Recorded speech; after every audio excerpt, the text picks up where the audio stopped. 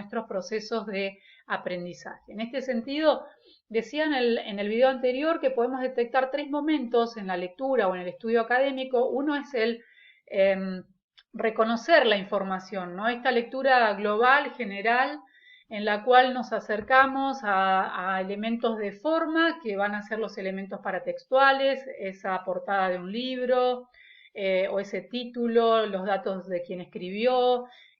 Vamos a presumir, vamos a tener una idea que luego vamos a comprobar de a quién está dirigido este texto, y esto también lo podemos rastrear en internet, por ejemplo. Desde dónde se escribió, y con todos estos elementos ya podemos ir estableciendo una hipótesis de lectura, ¿no? Estos elementos paratextuales ya nos están anticipando, nos están dando pistas, de manera que nosotros vayamos achicando nuestro punto de mira, ¿sí? Enfocándonos en lo que presumimos hasta ahora va a abordar este texto. Y esa lectura global también va a ser del contenido, ¿no es cierto? Porque vamos a ir a los textos, decíamos en el video anterior, vamos a ir a los títulos principales, a los subtítulos, vamos a ir también a aquella información destacada, como por ejemplo cuadros, gráficos, fotografías, todo eso que acompaña, ¿no es cierto? Y que de alguna manera nos permite ir construyendo una idea previa de lo que ese texto va a tratar. Entonces también aquí vamos a una presentación para tratar de acercarnos a esto. Estos 3 momentos, como dijimos, la localización a través de la lectura paratextual, la elaboración y la organización de la información, que sería el segundo momento, en donde ya estamos hablando de una lectura analítica o de indagación, es decir, ya estamos en una lectura que es más precisa, ¿sí? Más específica. Acá es donde podemos representarlo con esa imagen del microscopio que le daba en el otro video. Y acá el objetivo es comprender esa información. Para esto nos vamos a enfocar en cómo lograrlo. En la lectura párrafo a párrafo, ¿sí? Donde vamos a estar buscando la idea general en relación con el párrafo anterior y también con el que sigue. ¿Sí? Esta idea de qué es lo que se destaca en cada párrafo también tiene que tener en cuenta en dónde está ese párrafo, cuál es el contexto que se dijo anteriormente, y también luego chequearlo con el que sigue para, una vez hecho esto, distinguir qué está haciendo quien escribió ese texto en este punto, más allá de lo que dice. Esto es en lo que vamos a estar profundizando hoy, ¿sí? Estas son las herramientas que pretendemos profundizar hoy, más allá de que vimos en el video anterior que el tercer momento, digamos, de la lectura y del estudio académico es la expresión de lo que se obtuvo a través de la lectura, ¿no? Cuando nosotras ya podemos de alguna manera dar cuenta de eso que obtuvimos, de ese nuevo aprendizaje, como también transmitir o comunicar eso aprendido en distintos tipos de lenguaje. Y ahí se va a poner en práctica esta otra instancia que vamos a estar trabajando nosotros aquí y nosotras en alfabetización académica, y tiene que ver con la escritura. Ahora vamos entonces a este punto, ¿no? El segundo momento de la lectura,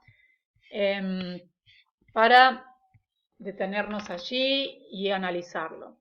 En este segundo momento distinguimos, como decíamos, qué hace quien escribió ese texto, quien lo escribe, en ese punto, más allá de lo que dice, ¿sí? A esto lo vamos a denominar operación discursiva. Es un proceso de elaboración de eso que estamos leyendo, porque no se trata solamente no se trata, digamos, de repetir o reproducir, ¿sí? O reflejar lo que dijo o lo que se dice, lo que está explicitado en ese texto, sino qué está haciendo ese texto cuando dice esto. A ver cómo lo podemos comprender mejor. Les doy un ejemplo. Cuando alguien dice, la comunicación es oral, escrita y no verbal. Bien, allí, en esa oración, ¿no es cierto?, en que nos está dando tres tipos de comunicación, sí, lo que dice es que la comunicación es oral, escrita y no verbal. Ninguna duda, eso está explicitado allí. Pero lo que hace aquí esta oración, lo que se está haciendo en esta oración, es clasificar. tipos de comunicación. ¿Se entiende? Vamos a otros ejemplos de esto que denominamos operaciones discursivas. Cuando en un texto vemos que dice, según afirma Scliar, por ejemplo, 2011, la escritura es, y allí viene la definición de Scliar sobre la escritura, si bien el texto explícitamente está afirmando esto, lo que hace allí el texto y quien escribió este texto es haciendo una cita de autoridad, es decir, está citando a otro autor, en este caso es un autor, para darle fuerza, reafirmar algo que viene definiendo, que viene tratando, ¿no es cierto? Cita una autoridad para darle más fuerza a eso de lo cual se viene refiriendo. Otra operación discursiva es la ejemplificación. En un texto vemos que dice, la historia, por ejemplo, se sustenta en la escritura porque requiere de documentos para. Acá entonces, la operación discursiva es la ejemplificación. También podría ser ejemplificación cuando, en vez de decir, por ejemplo, dice la historia por caso o por poner un caso. Bien, ahí lo que vemos que está haciendo el texto más allá de lo que dice es ejemplificar. Nosotros podríamos decir que el texto allí ejemplifica, ¿sí? Otra operación discursiva es la comparación. Y aquí les doy este ejemplo que dice, la escritura y la oralidad son dos modos de comunicar que se parecen en tales situaciones, tales características y se diferencian en tales otras. ¿Sí? El texto explícitamente dice esto que nosotros vemos reflejados aquí en esta oración incompleta que les presento de ejemplo. Pero sin embargo, lo que hace aquí el texto es comparar. A esto denominamos operación discursiva. Y la reformulación, que es una misma definición o concepto que se plantea en términos propios de quien escribe, ¿no? Y en general se precede de una reformulación, se precede de conectores típicos que van a ser, en otras palabras, por ejemplo, acá les doy un caso, en otras palabras, la comunicación se da cuando hay un encuentro entre al menos dos. ¿Sí? Acá el conector típico es, en otras palabras, el conector típico de la reformulación. Pero también hay otros, ¿sí? O, por ejemplo, dicho de otra manera, comunicar provoca un intercambio de ideas para, ¿sí? Y continúa.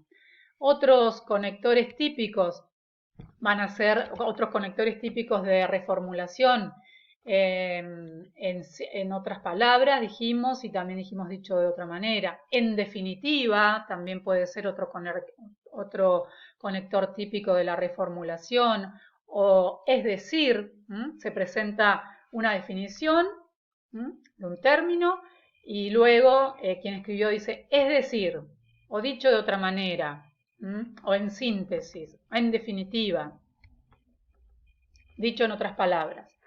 Entonces, aquí lo que les proponemos es, como les presenté en el video anterior cuando les mostraba este texto que intervine en algún momento para poder comprenderlo mejor, ¿sí? En el cual el texto se llama El proceso de lectura, ¿no? Es un artículo académico.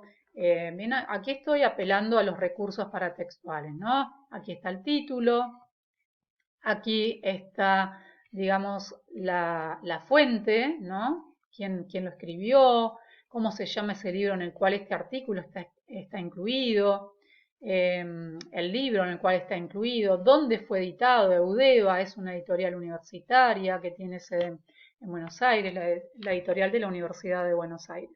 Bien, lo primero que hice fue enumerar los párrafos, como yo les decía en el texto anterior, ¿sí? En el video anterior, para después empezar a analizar. Veo que en el primer párrafo dice, la lectura es una de las prácticas de mayor presencia en la vida universitaria. Bien, ahí yo ya veo que este texto, este párrafo, el párrafo 1, está definiendo qué es la lectura, ¿no? Esto que ya anticipó en el título.